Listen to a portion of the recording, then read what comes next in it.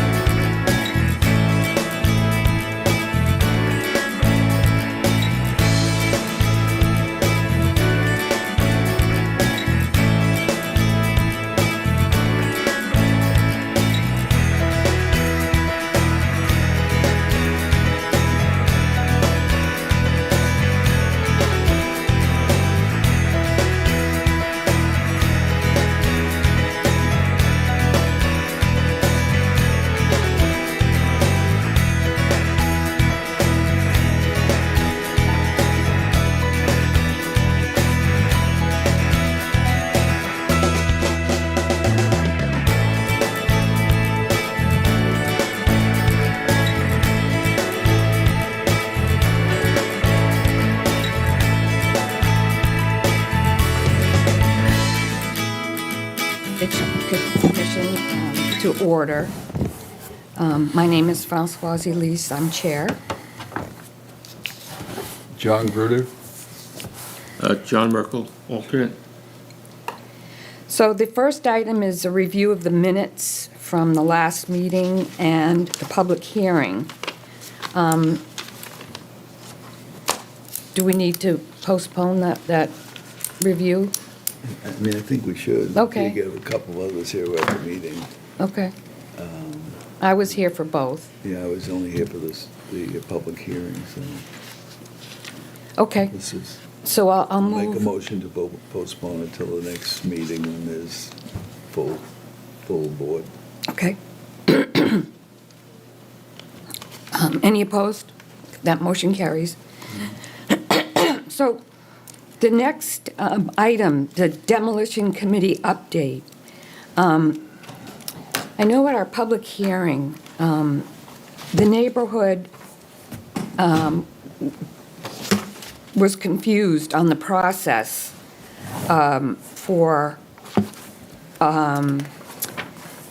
the demolition review committee's role and the timeline. So I'm going to ask Dave Sharples if he can clarify on the demolition committee's role and the timeline for this particular project. Yeah, not only for this particular project, but for all, it applies to all projects. When a demolition permit comes into the code enforcement officer, the code enforcement officer forwards it on to the demolition review committee. And at that time, it starts, the demolition review committee makes a decision within 7 business days of receipt of the demolition application as to whether the building might be of historical or architectural significance. You kind of make that determination within 7 business days of reaching it. I forget exactly the date that you folks did, but I think, it was like the 12th or whatever it was. It all started a while back. But anyway, I don't have those particular dates specific to this, but I can get them if need be. Then you notify the code administrator in writing by the end of the 7-day decision period, that if the building is, that if the building is not considered significant, demolition may proceed. That wasn't the case here. You decided it did have some significance. Then you can establish a date, you need to establish a date and location for a public hearing to occur within 12 days of the determination of potential significance that you made in that first 7 days. So you get 12 days to establish a date and location for a public hearing, which you did, and a notice of the public hearing needs to be submitted in the local paper, which it was. So we met all those requirements, and then you held your public hearing, and you took testimony, I assume. I was not available for that, but my assumption is you took public testimony. So then that happens. Then you notify the applicant and the code administrator within 2 business days following that public hearing that demolition can proceed if the building is found to not be significant. My understanding is you still found that the building was significant during that public hearing, correct? Yes. Okay. So then, because each stage, if you decide it's not significant, it ends. Okay. So you're still going, and then you can hold a meeting if you still say it's significant. You hold a meeting, one meeting, between the demolition review committee and the applicant within the remaining 30 business days to discuss alternatives to demolition.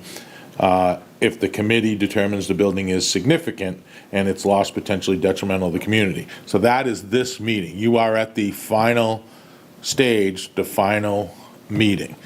You have had it within 30 days. You had till, I think, maybe the end of this month to have this meeting. But you're having it today. So this is that meeting. If no alternative to demolition have been identified and agreed to by the applicant after the meeting provided in the preceding section, which means this meeting, then there's nothing that's been agreed as a path forward, then they are free to go ahead and proceed with demolition, assuming the code enforcement officer issues the demo permit. And that would be just, nothing to do with the demolition review committee, whether he issues it or not. It's just whether it meets the requirements for a demolition permit application. And then he would approve that. So that could happen as soon as after this meeting, regardless of the outcome of that meeting. Does that clarify everything? Is that what you were so- looking for? It helps then. So do we make a recommendation at all? Or do we proceed, if we do find historical significance, do we negotiate or try to negotiate where there's no mandate to negotiate? There is no mandate to Right. negotiate. It is completely up to the applicant to, this demolition review committee just gives an opportunity for folks to come in and, this committee to work with the applicant to see if there's an alternative. But at the end of the day, they need to agree to something, and if they don't agree, they can go ahead and demolition the building. There's nothing that this committee, so there's really no need for a recommendation to who? Because the government can't stop a demo permit from, being issued. Right. So, would a motion be in order to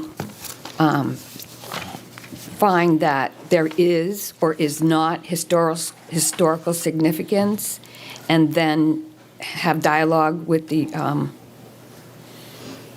applicant? I thought that had already been determined. It had to have been determined to have a public hearing.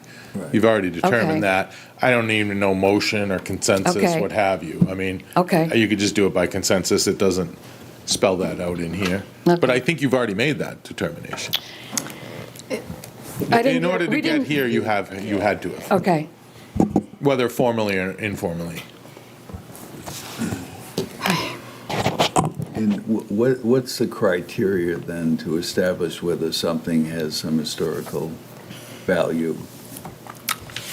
Well, I mean, that's just what we it triggers think. 50 years. 50 years triggers the Mm-hmm. code enforcement officer to send it to you. Okay, But then that is not, the criteria is there's 4. The building or structure is of such interest or quality that it would meet national, state, or local criteria for designation as a historical, cultural, or architectural landmark. 2, the building or structure is of such unusual or uncommon design, texture, or materials that it could not be reproduced or could be reproduced only with great difficulty and expense. 3, the building or structure is of such architectural or historical interest that its removal would be detrimental of the public interest. And finally, retention of the building or structure would help preserve and protect a historic place or an area of historic interest in the town. And that's the criteria you use to determine whether it's significant or not, which in theory you already have because you're at this stage. I think you wrote a letter to that effect to the code enforcement officer that it is considered historic. So that criteria isn't a criteria for approval, it's a criteria to determine if you feel the building is significant, which I'm assuming you have already concluded. Now it's just a matter of working, you're holding a meeting to, to discuss with the applicant if there are any alternatives to demolition that they might agree to, but it is completely up to them. Okay, I would have somebody make a motion that we have Mr. Mukharkar come to the microphone and have a dialogue. you can just ask them, I think. Yeah. Mr. Mukharkar, would you like to come to the microphone? So, You can have a seat right here if you'd like. Get Feel more comfortable now. so my perspective is that we have come to the conclusion that this building does have significant historical significance because of the woman who lived there. And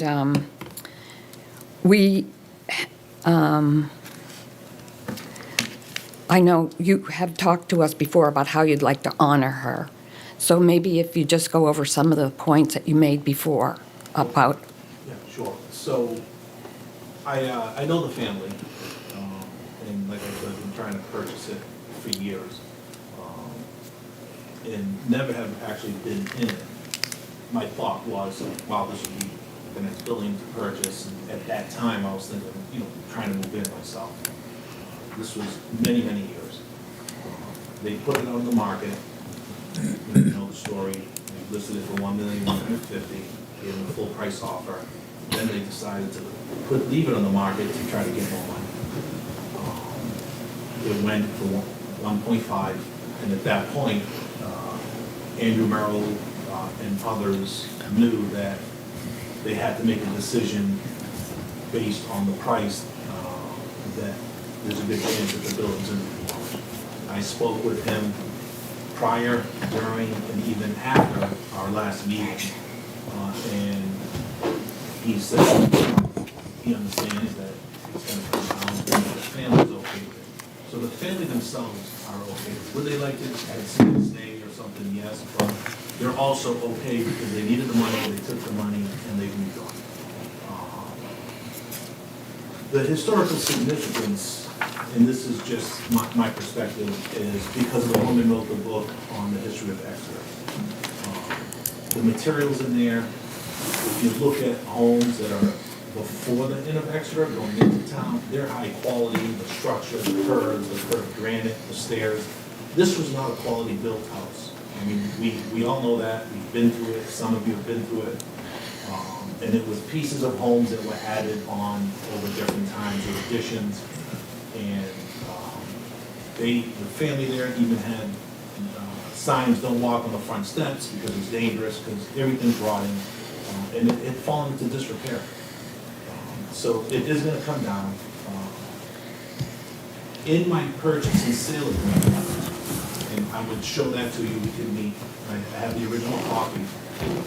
On my own, in the addendum, I said I'd like the family to give me something that they would like to see, and the thought was to take a piece of granite out of the foundation or something, because there's another home further down that has a granite block with the year or something. Do something like that to honor the family. The home is secondary, really comes down to the woman who lived there and wrote the book. It is zone commercial. Anything we do, we're looking to residential, and it'll be within the guidelines, and then we'll have to work with the proper channels through the town with that. Julie, I spoke to you during the walk, and yourself, Francis, to want to put something that looks nice there. Julie, we said that the historic district, even though this is not in the historic district, works with cedar, works with hardy board, just, different materials. I'd still like to show you, once we know exactly what's gonna go in there, get your feedback, on that, and work with the committee. Even though there's no, legal obligation to do that, as a member of the community, we wanna put something nice in there. And I think, it'll be an improvement to the existing structure, and also satisfy the need for additional housing in the town, and the tax rate that's gonna come in, from the units that are there. So I think, working with you, I would like to do that, and get the feedback. We have no problem with that at all. Do you, Does anybody have any comments? yeah, I do. Have you given any more thought to how many units you're gonna try to, you said you've been looking at this property for years, you must have a better idea of what you'd like to put For there. years, it was, when I had the opportunity to try to purchase it for $640,000, I was gonna live there, so it's Yeah. gonna be one. Right. But that's obviously no longer the case. We're looking, and right now with the engineer, so we've done soil tests for drainage, we've done survey, we have looked at topography and everything else. In regards to the units, I don't know the volume of the exact number yet. That will go with, town planning, code enforcement, technical review, and then make sure we meet all the criteria on the setbacks. But it will be residential, and it is zoned commercial, which allows multifamily, which I believe they have to be attached as multifamily units or something, so. I don't think so. That we have to look at. I don't know, I'd have to I look don't at that. think Is there room, if you left the home there, put other units in the back? I think that's why we've had the discussion going back and forth of why Mr. McCarkars would like to work with us. Yeah, well, that's what I'm saying. Is that and- something that's on the table? I think that we can put it in a request, but not a, I'm just asking if he's thinking about that. I'm not gonna ask him. I did look at it, and looking at the structure in the building, to try to save it, and one thought I had is even if I saved that front piece, I'd have to strip the entire exterior, strip the entire interior. You know, it's all knob and tube wiring. It has steam heat, oil heat, electric heat. So essentially, you're asking me to save a shell on a granite foundation, you know, and the cost is so prohibitive. You know, I know you're into it for $1.5 million, and you'd spend another $500,000 fixing that place up, I would guess. Easy. I put 500,000. That was just the house. That's not even counting the barn or the back pieces. Right. I mean, you know, you have to, like, the chimneys, the fireplaces, all the horsehair plaster. I mean, everything inside, the outside, the floors were mismatched. I mean, Julie walked around looking at the floors. We all did. Yeah, that's right. You were there as well. So, yeah, it'd be substantial. And there is no money. And you had mentioned there was a program for New Hampshire with the barns. I did look into that. It's a few $100s unless I'm not looking in the right place, and it's more for like an engineer or a design or an architect or something to help you create a plan, and it's just a few $100s. So that it's not anything significant that would offset the loss. And, you know, this is an investment, you know, but I think being forward and coming up and willing to work in what will be replacing it is probably a better, maybe for our energy and our time to be into that direction opposed to trying to save it. It's, I mentioned this, I'm late, so Yeah. to get your beginning part of this, but I mentioned in my letter to that we did one up on High Street. We didn't do, Yeah. but the one up on High Street, which is completely, the outside was completely redone, but it looks exactly like it did in 1850, except the barn's now a garage, and the inside is completely Is that the one the hospital owned? next to. There was a hospital property, it's like was a the mauve, hospital, purplish color. right. Yeah, that sold for 210,000. Right. Yeah, and I watched it. I actually was going to purchase it, and I commented on that. And I'm not a fan of the quality of the work that they've done there. Mm-hmm. There's overspray in the foundation. They paste just little pieces of trim where needed, and it was. You look at the stairs to the left. They poured concrete. There's different shades of granite on the steps. It's just not how we do our builds and the quality. In my And point- understanding and just being respectful of it, that they did save it, and yes, it does look like it, but they cut a lot of corners on it. The outside looks like it was, it has, quote, been preserved, with the Right. inside completely, Yeah, redone. yeah. So that's sort of what I was hoping for, being the front part of that, the Merrill House being done, kept. With the back parts, I don't know what, there's much about keeping those. Yeah. The other thing is it possible at all to keep that beautiful tree that's on the right side as you face it? There's a very big tree there. Yeah, it's a old beech. tree. It is old, and it's also has not been maintained. None of the landscape has. It's Right. growing into the house. So if I was to cut it, I'm going to one-side it. Once you start bringing heavy equipment in there, it's going to kill the root system. And also, if I'll meet, I don't want anyone on the property for liability reasons, but I'd be willing to take you in and around the back, and you could look. One branch had already fallen off through the storm. It's on the right-hand side. And on the left-hand side, you'll see where there's rot coming down in the I center haven't of looked it. at it that. Yeah, I have. Trust me, I've looked at it. Yeah. I've looked at this property. I've walked it. You mentioned once before that you've done one or worked on one in Portsmouth with a brick row house type of thing. That was something that was done in Portsmouth, but in Yeah. that area, it was brick and in keeping with the port city. I would hope that this place would turn out to fit in with the other clapboard houses. I think the one across the street is a 19th century house. Yeah, and that's something that basically- we could absolutely have the conversation with Bill. Yeah. And I'm willing, to do that even to the colors. I mean, I don't want to get too far off, but, you know, I also have to balance that and also what the market will want. And, you know, and Julie, you know where I live. I've restored my own home. Knock on the door. Yep, and I'm gonna start working on the barn there, but again, I purchased that for $300,000 years ago and did all the work myself, so, and I put some money into it, but it was my primary residence and also the purchase price versus, you know, this, it's completely different. And again, it's not just the price, it's the structural integrity of the building. Because once you start adding on and you have different foundations and, you know, I was in there yesterday because I wanted to turn off the water, make sure the pipes don't burst.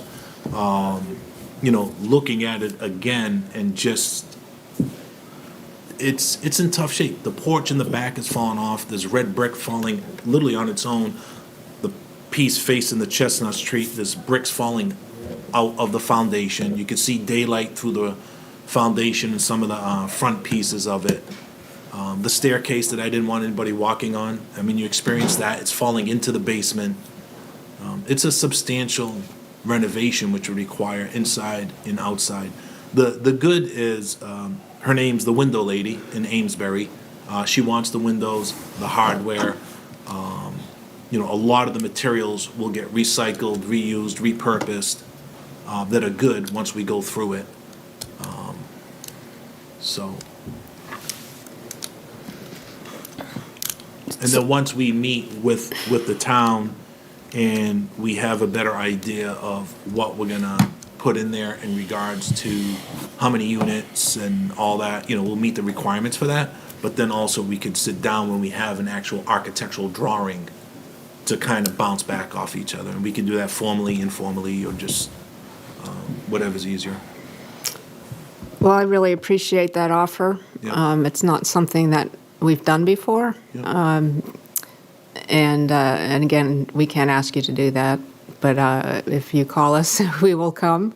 Yeah. Really like to see. It's hard to. I'm not sure we should even be covering what you're doing, with the property, because we're looking at the historic significance. Exactly. Yeah. But your appreciation of what we do and how working with us is greatly appreciated. Yeah.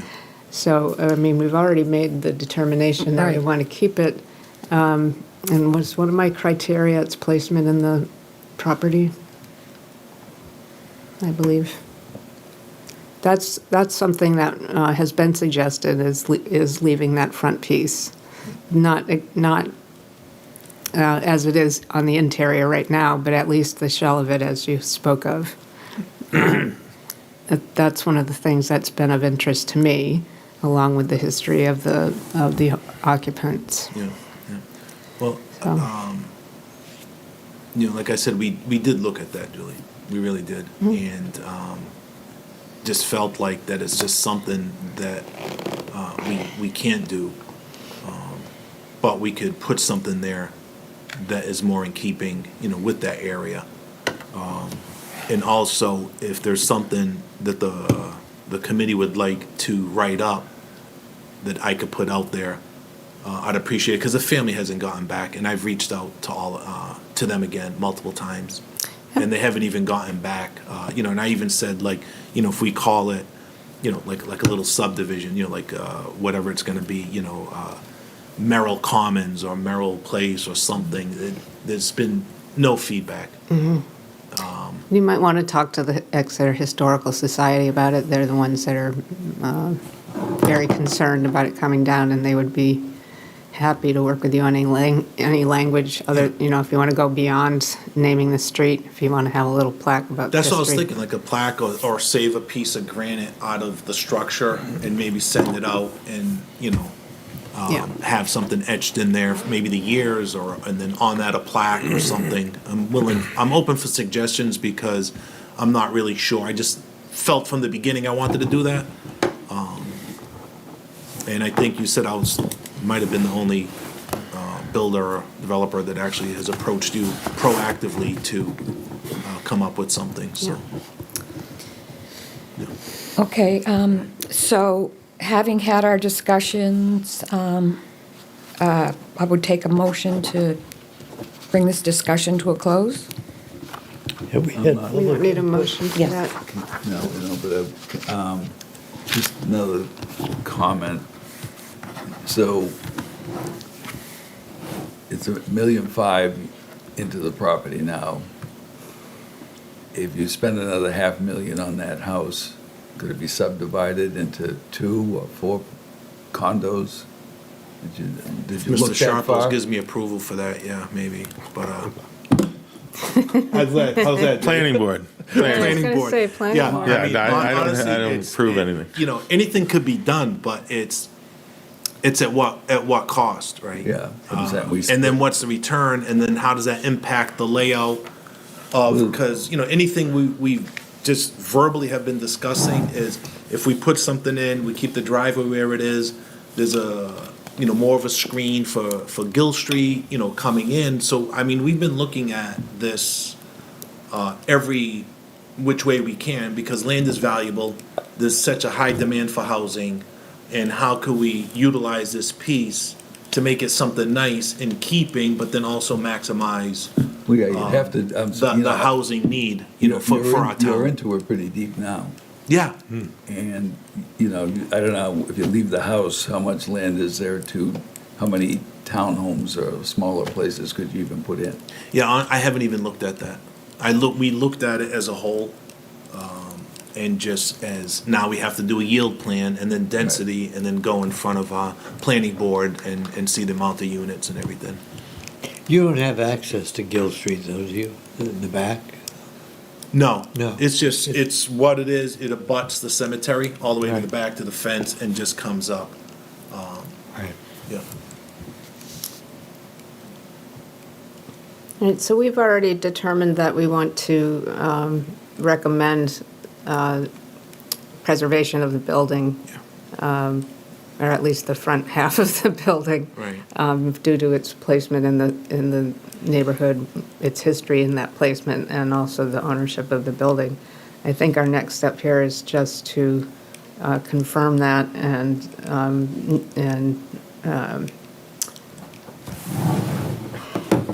what's the word I want?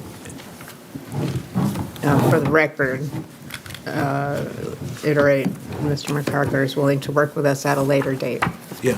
when his planning has developed to a more defined representative of what you're going to do. Right. And, yeah.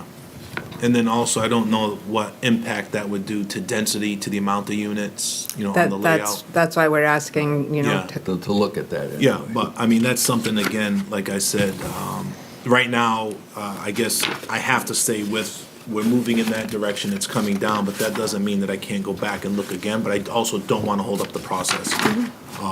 So, I'll take that stance where, it's coming down, but I will look at that front piece, and then maybe planning is, if it impacts us, they're willing to give us more density in the back or something like that, for additional units to help offset the cost. I don't know if that's, if they're allowed to do that, or is that a zoning thing? I'm not even sure, because we haven't even gone down that path yet, so. But if there's relief in another area, I mean, Our object isn't to prevent anything from happening, and we Yeah. can't prevent I know, anything from from happening. the state law, Yeah. it's, yeah, I understand that. But just that once you know more, Yeah. just, our decision is our decision. Yeah, It's only a recommendation. I understand that. Your offer has been greatly appreciated. But I, to go forward and figure out what you want to do. But we have spoken about preserving the front, whether it's the whole interior or not, but at least the front piece. And also to the barn, not that I want to convolute things, but if there's somebody that, wants the barn, I talked to you about it, that, they'll welcome, there's people that come take them down, and rebuild, we're open to that. There was a project on Epping Road at the Brentwood Veterinary Clinic, I believe, and Yeah. they had a barn taken down there. And there was a company that I'll was talk very to interested. Dr. Hunt. Yeah, Yeah, I know. ask them to do that. All right. So is that a motion, Julie? All of that. Yeah, Do I have a second? The first part was, Liz, can you read back with the, Recommend okay. not to demolish and save the, So recommend uphold our saving. recommendation to retain the front of the building due to its situation in the neighborhood, its siting in the neighborhood, and to the ownership's, excuse me, prominence in the town. Yeah. Do I have a second? And, wait, and, and please note the owner's willingness to work with the board beyond this effort here. Okay.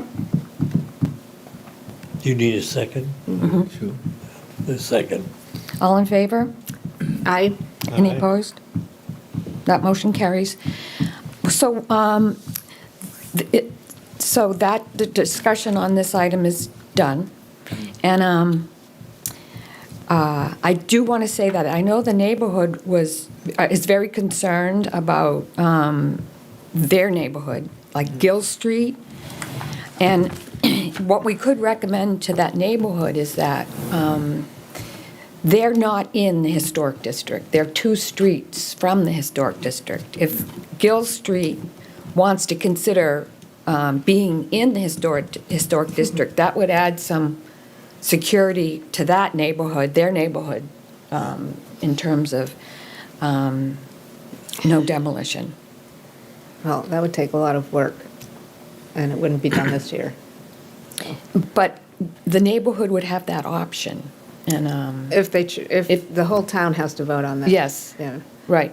But yes, if they want to go forward with a recommendation to the planning board that a defined area become an historic district, they can go ahead and do that as a citizen's The people petition. in the neighborhood have to instigate the thing. No, I mean, it They could, don't have to, but they should. I want to know that they're all behind it. Right. not Yes. We're forcing something on Yes. them, Right. which has happened before, right? yeah, High Street, yeah. Yeah. Yep. And, you know, we're having a discussion later about the history of Pine Street in that area, and we might decide ourselves that this should be a recommended, or not recommended isn't the word, it's designated as a possibility of an historic district. So we could go through that grant process and have that area surveyed ourselves, if it's important to us, or the neighborhood can get together and give it a go with the planning board. Okay. Okay, so, updates from representatives from the select board.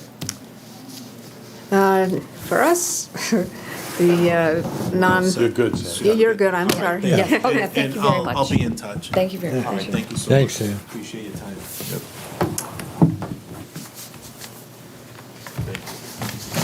You've got, Anything of interest you from you got your the person select here, I board? think. I do. Yes. The only thing from the select board is we're still trying to schedule the all boards meeting. And one of the things, just to let you know, is that this is not all about the right to know law, which the last one was. It's still important for new members to go over that or have a refresher, but we're also planning to have some discussion about how each board works to support each other or offer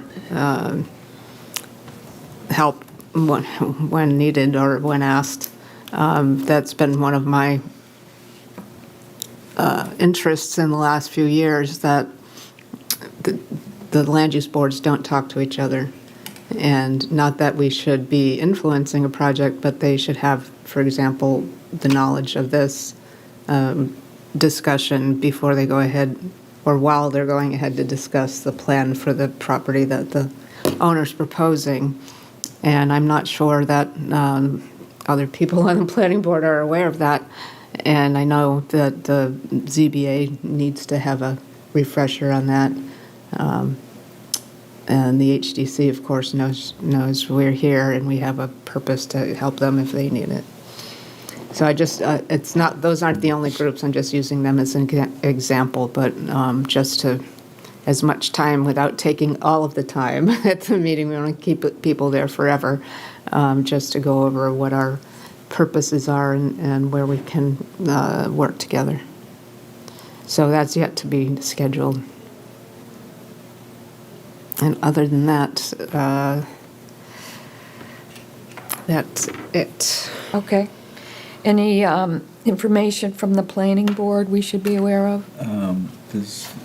We actually had our meeting canceled tonight because we had nothing to do, no new projects or anything, but there are a couple of things. And now I'm anxiously waiting for 10 Front Street to show up at the planning board. But there's one or two things, but we're months out before anything happens. Yeah. Thank you. Anything from the Historic District Commission?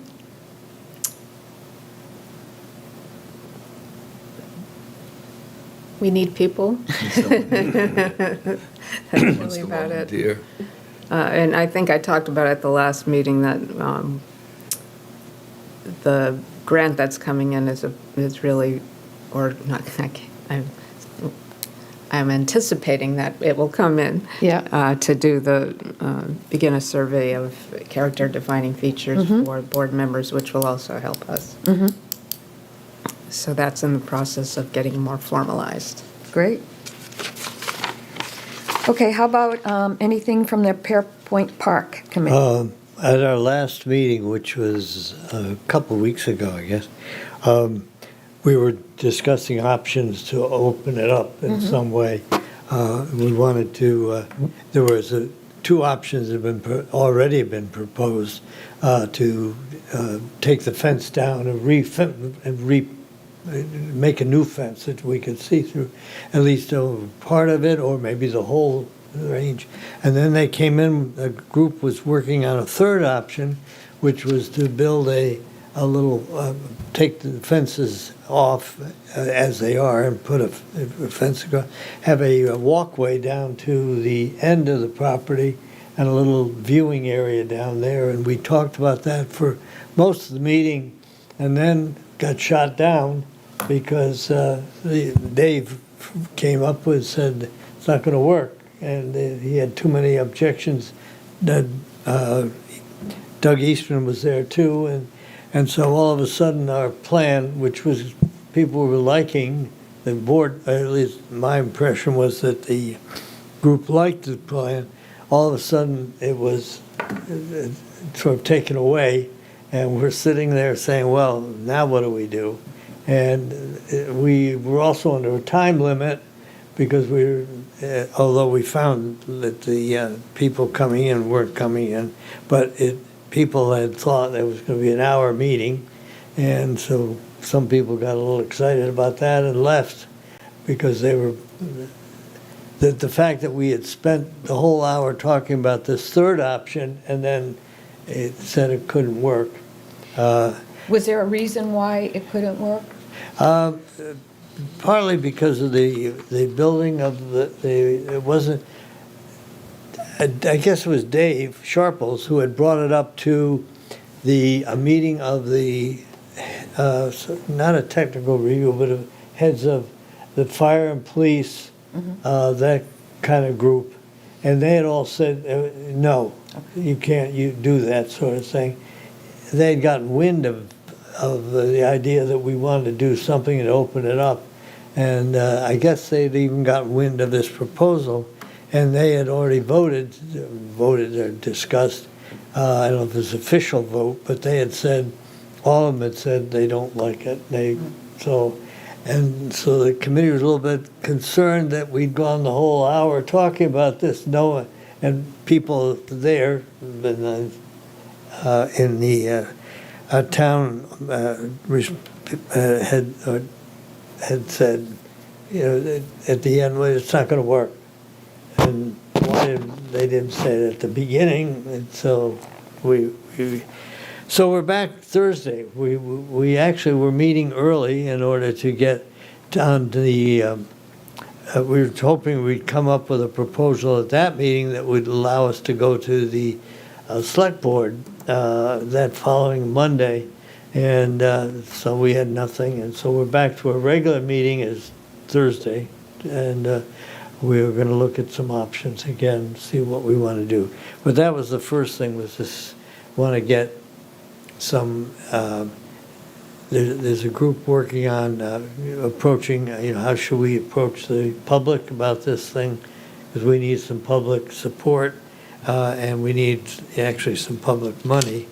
So we'll see what turns out this time.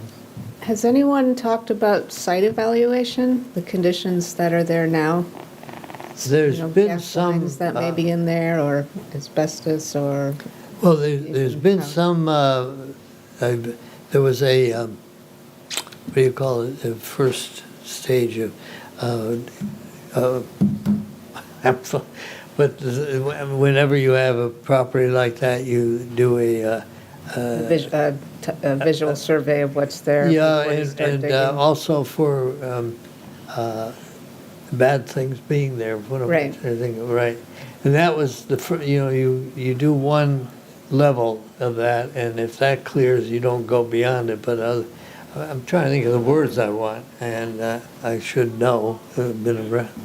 But it's not a site evaluation, but whether there's any contaminants and that sort of Yep. thing in the property. And there was, that came back pretty clean, and so they hadn't gone beyond that. But we're still working on sort of trying to open it up a little bit. Do you think maybe the police and the fire department were concerned, because I've never looked at it closely, but I'm sure it's an uneven piece of land. Yeah, Someone's gonna twist an ankle walking down to try to see the river, and they'd probably rather have it all. Well, the idea was to build a little ramp down there with sides on it so that Yeah. people, obviously kids can climb over, but and people would be able to go down and see the river and take a look at the property while they're walking through it. But I guess I would imagine they were a little concerned about liability. Yeah, And, I think so too. but there were the committees, like the police, fire, building committee, the building department, and I guess, I don't know who else was there, but it was about 4 or 5 of the department heads, and they shut it down. So we'll see what turns up Wednesday. Do they have any prototypes that they're looking at? These types of parks in other towns? No, I haven't looked at it. One of the people there has worked on this kind of thing. I'm trying to think of names again. But they've done this sort of thing. But we're looking at those things too, yep. Thank you. Thursday, yep. Okay, getting on to old business, the status of the Pine Street grant? Having a presentation Oh, from our wonderful. Reagan. Oh, Pass this around, this is our draft copy. You guys can all look at it. Obviously, I can print out a copy for everyone because it's a lot of pages. My name is Reagan Rudig. I'm here from Preservation Company, and so we have pretty much completed and can submit today by noon to DHR the final copy of this historic sort of district area form that we've looked at for Pine Street and Elliott Streets, which are just a fantastic collection of homes.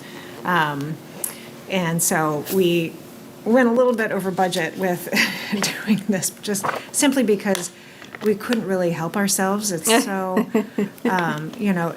it's such a wonderful area, and Exeter Historical Society has such great, they've already pulled together so many resources and so much information, and the newspaper's all there, so it was very easy to kind of get lost down the rabbit hole when you're researching each of these buildings. But I think it's worth it. We've put together a very nice and thorough area form, as you'll see. And so this is the New Hampshire Division of Historical Resources, their template for one of these surveys for a historic district, for an area. And so it starts off with a general history overview of the development of the area, and then an architectural overview of the area and how things developed over time. There's a table in there that covers each of the properties and kind of gives a quick description and building date and a few notes. But you'll also see in there, under the architectural overview, each property is discussed, and there's like a quick little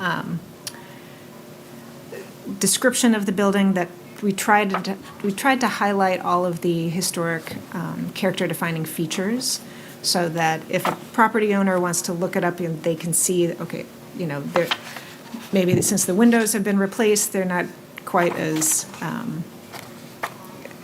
significant, but all of the trim, the door surround, the slate roof, or all of these features that we do note in there are kind of important to the building. And then we have some historic maps and historic photographs that we were able to dig up from the Historical Society, and a photograph of each house, each property, just to represent that that's what it is. So hopefully this is very helpful. It was a fun exercise to bring all of this information together, but I hope that it is really helpful to the neighborhood and the people who own these properties.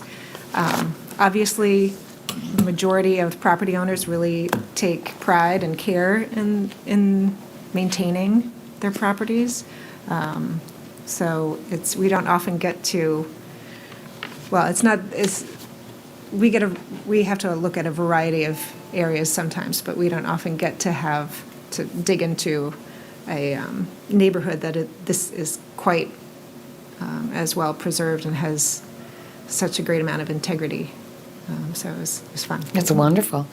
Is this online yet? It's not online Okay. yet.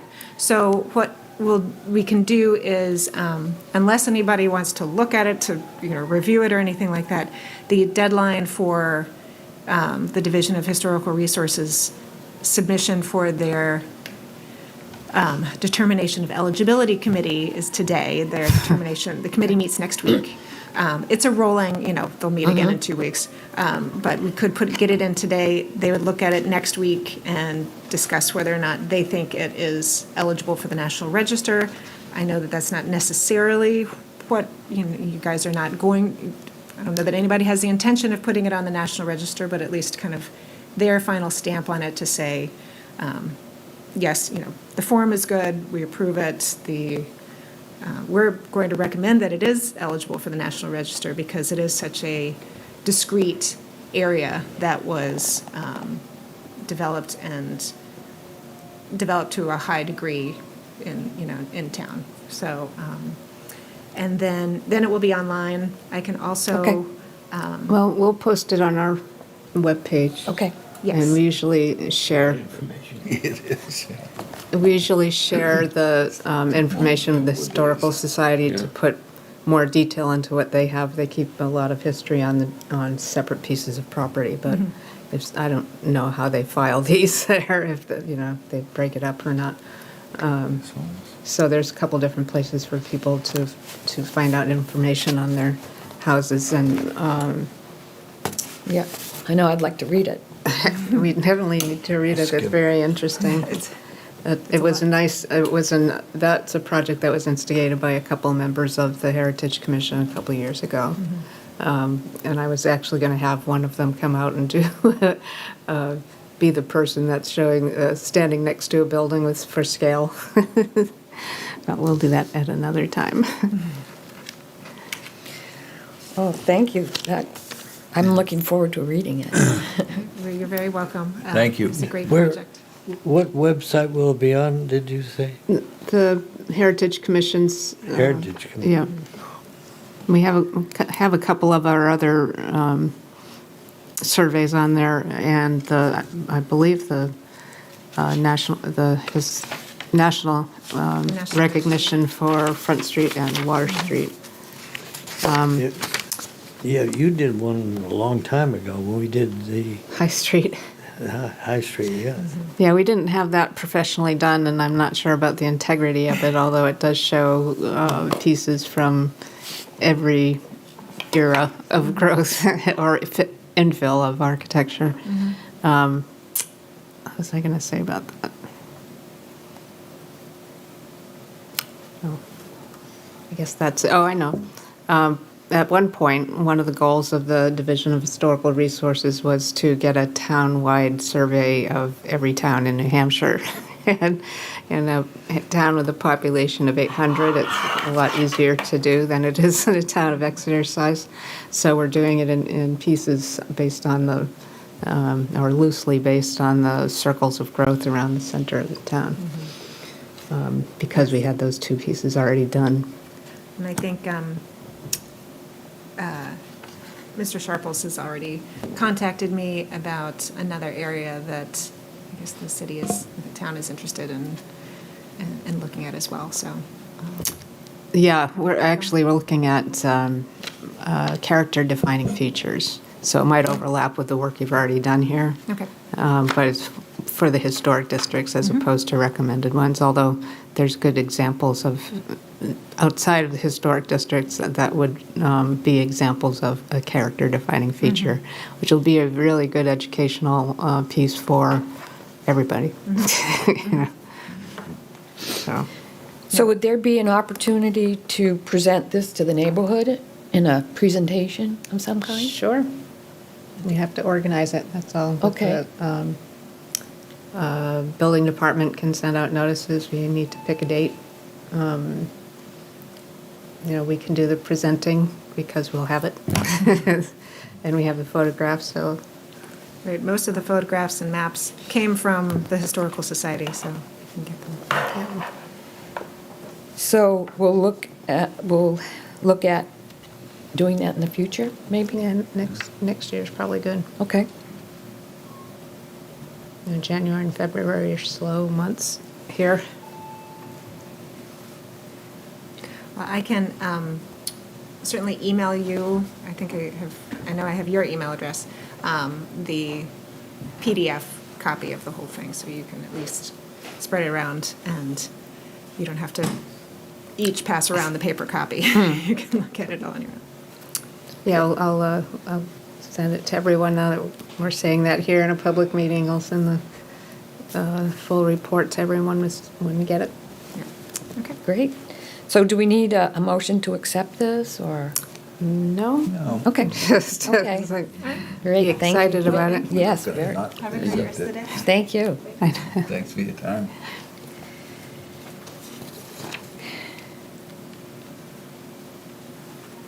So continuing on old business, this would be for the All Boards Commission meeting. We had talked about the town of Exeter lapel pins. Has that been discussed at all? That has, and it's in the works. Most of the ones that we have right now are for a number of years spent Okay. working, and so we're trying to, I don't know, work up a number that we would have for making new ones that are just the town of Yeah, Exeter that'd be great. representatives that Bill and I have. Yeah. And that, and that will probably be next year too. Great.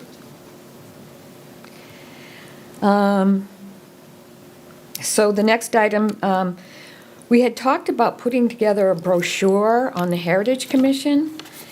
And I did have some conversations with the Communications Commission and Exeter bi-weekly TV news. And there is a brochure on all the boards.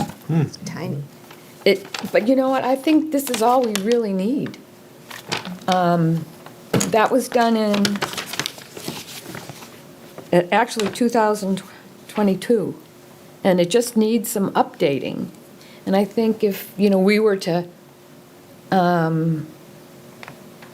need some promotional material, we don't have to recreate the wheel, and we could use that. Sure. So this is on the town website, and it does need updating. And if we need some printing, Well, that can be handled either through, if we want to do our own, then it would be our budget, which, what is this, October? I can see how much money we have left. We do have a fund, but we also have not spent money because there are meetings that we've canceled. And I think that a little bit more nice graphics would be good. So if we do our own, this is fine. And should be at, I think you recommend here, be at the election day and yes. Getting it to real estate agents is something that would be really good for both that and the Historic District Commission. There's a fellow on the HDC that didn't know he was buying a house in an historic district until closing. And I don't know why the Realtor didn't disclose that earlier. It's a surprise. Yeah, we know why. And, but that needs to be organized through, I think, through another body.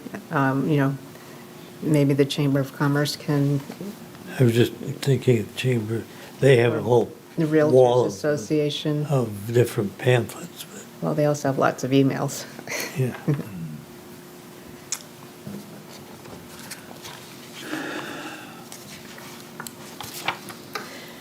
So, yeah, I think these are all great ideas. We should just prioritize the elections coming up in 3 weeks. I don't know if we can do anything other than that before then, but to have a representative at a table, and if it's just us, it's a bonus. Well, I know I could make myself available for a part of that day.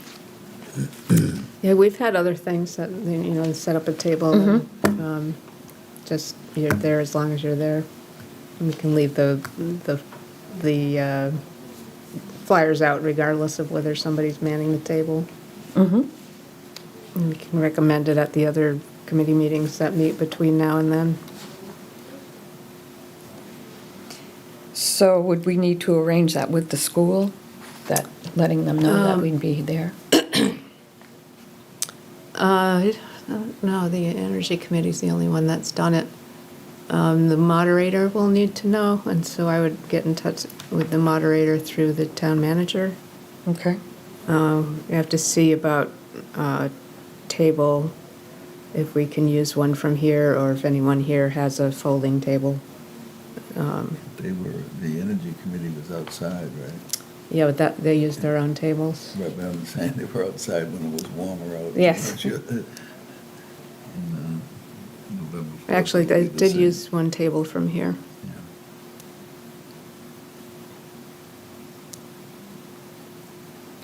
So the moderator, okay. I can do that. Okay. So what I could do is, I do have a table.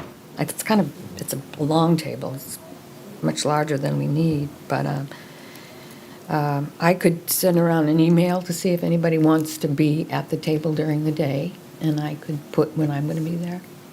And then, who would I talk to about having these printed? I would guess Pam McElroy. Pam, okay. I don't know who printed this originally. So that was on the website, and I downloaded it on my own printer. So everybody has one of these in their packet.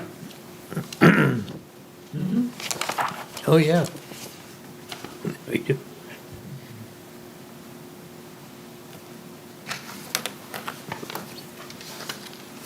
So I'll do that. So expect an email from me asking if anybody wants to be at a table. I'll talk to Pam about the brochure. Good. Let's see. So, so this is a section on how our commission could help other historic associations or heritage organizations, how we could help promote them, how we could promote the Exeter American Independence Festival.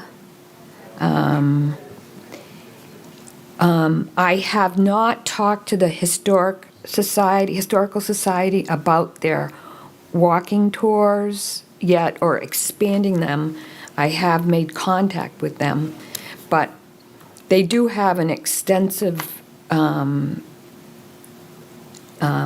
app that lists 40 historical sites in town, and where you can just walk to each site and have a brief tour. They have one for children, one for the Black Heritage Trail. So I haven't met with them about helping them promote their apps or expanding the app yet, but I intend to do that. That might be a good discussion to have at one of our meetings. Okay. So we can all ask, questions about how we can interact. Is there any part that they would like full credit for, or is there any part that we can get partial credit for? I know that has not happened in the past on either side, so. But I invite them to a meeting? Yeah, I think so, and Okay. show us the app, for everybody to see. It might, be attractive to both their membership or growing their membership and growing us. Because people can go look at those things and see what we talk about. So, It's a great idea. yeah, to have a meeting, a public meeting with them, where we can talk about these things, see where we can help, or see where we have different priorities. Okay. I'll arrange that. The 250th anniversary committee has been officially started. We have one member. Its mission did not, specifically ask for somebody from the Heritage Commission, but it wouldn't hurt to have somebody from the Heritage Commission on the group. So we don't know the schedule or anything yet because we don't have enough people to decide what. Okay. But the mission is to do things throughout the year, not just on the 4th of July, because Exeter is very involved in getting to independence. Okay. So you'll keep us updated on that? Yes. Great. And then the last one would be the New Hampshire Preservation Alliance Spring Meeting. That's going to be held April 30th. Yes. That is confirmed for the town hall all day. There'll be different breakout groups. I think they might be using other buildings, but that was not my area of interest in it. And that's all I know so far. Would they be doing any segments on surveying neighborhoods? This could be presented and... That could be. workshop. I think what they talked to me recently was about particular topics of trending in town, such as dam removal. How do you make a vibrant downtown while keeping your historic character? There are 3 things that we could see from the steps of the town office, and now I can't remember the other one. Well, preservation of town halls, but so there may be things that they'll ask us for as we get closer. Great. So, other items, I don't think we reviewed this grant opportunity, the New Hampshire Preservation Alliance grants from the 1772 Foundation. I'm not particularly familiar with this one. I am not either. The Preservation Alliance gets, the 1772 Foundation gives them, I think we had $125,000 last year. And they give out grants up to $10,000 matching. Are they for bricks and mortar kind of? They're for a lot of different things. Oh, They, I mean, it's not just bricks and mortar. They'll do handicap access. They'll do fire suppression, you know. Handicap access, wow. that might be something to talk about with the town hall. Right now, we had gone through and done an historic survey and a, You could talk to Beverly about that. I don't know when they're due. We went through them, I think, in the springtime. Excuse me. yeah, I don't know that the timing of this will work for 2025. When we did the town hall inspection was for safety, accessibility, and historic survey. And so we had stakeholders of people that have used and taken out permits for the town hall in the last 3 years and brought them together to tell us what in their experience, what do they need.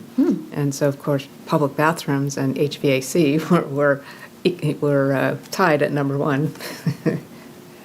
The division in Concord does Moose Plate grants too. Yes.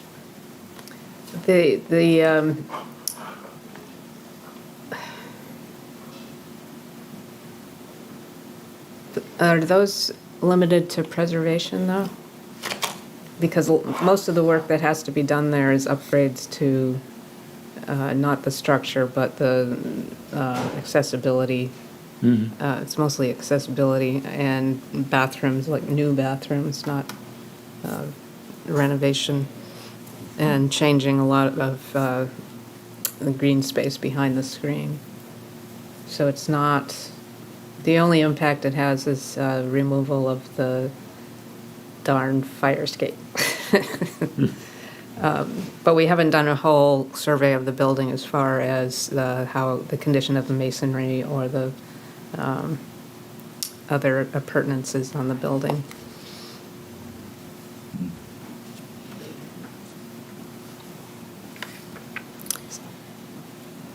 Well, I think I'll get out the directions for this grant and review it. And,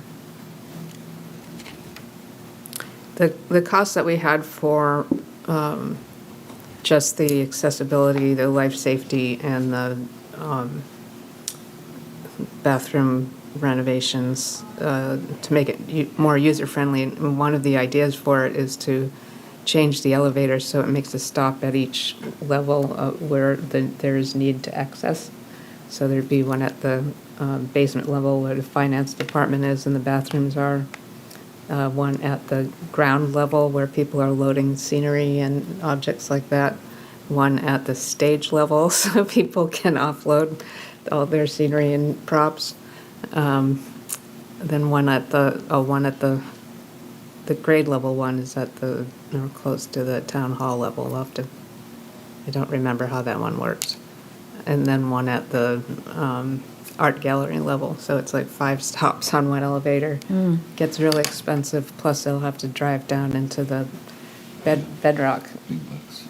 Yep, it was $3 million just for that. And that's just a guesstimate. Did you say 3 million? I did. Okay. Yeah. So it will be on a warrant article at some point, but not Right. very soon. We can do some of it in pieces, and HVAC was included in that. Okay, so the HVAC and the elevator and the public bathrooms are 3 million? Okay.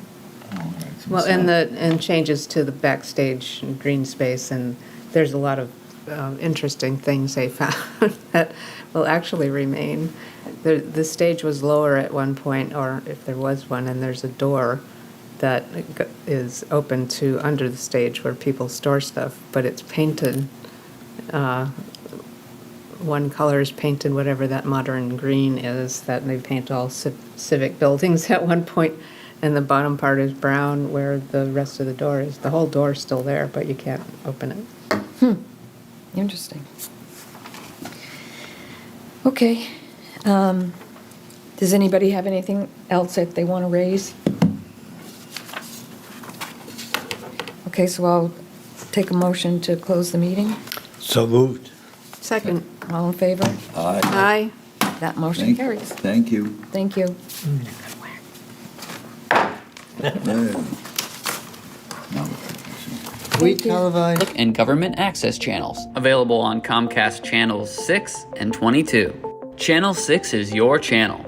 If you have an idea for a program, want to host your own talk show, or submit a film, we're here to get your content on television. On Channel 22, we bring you live and replay coverage of government meetings and other town updates. A third channel, Blue Hawk Media, is operated by SAU 16 and can be found on Channel 8, with all your school sports, events, and meetings. You can watch Exeter TV online at exeternh.tv, Apple TV, and on Roku. Find us on social media for extra content. Subscribe to our YouTube channel and hit the bell to get notified about live streams and new content. Tune in to our platforms every other Friday to watch the Exeter Biweekly Report, with recaps of recent events, updates from town departments, and messages from nonprofits in your area. If you head to our website, exeternh.tv, we invite you to sign up to our newsletter to receive monthly updates about new content, upcoming meetings, and more. We'd like to thank you for taking the time to watch Exeter TV and hope that you tune in to our other content as well.